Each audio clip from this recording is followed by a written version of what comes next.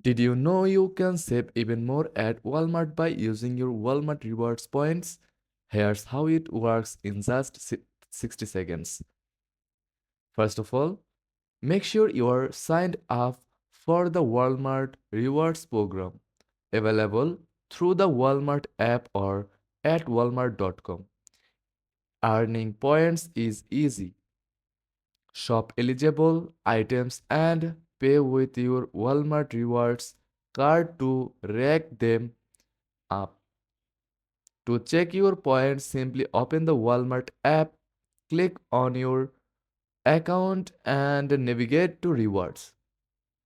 Here, you will see your total points and their dollar value. Ready to use your points? At checkout, select Apply Walmart Rewards to instantly redeem your points for savings.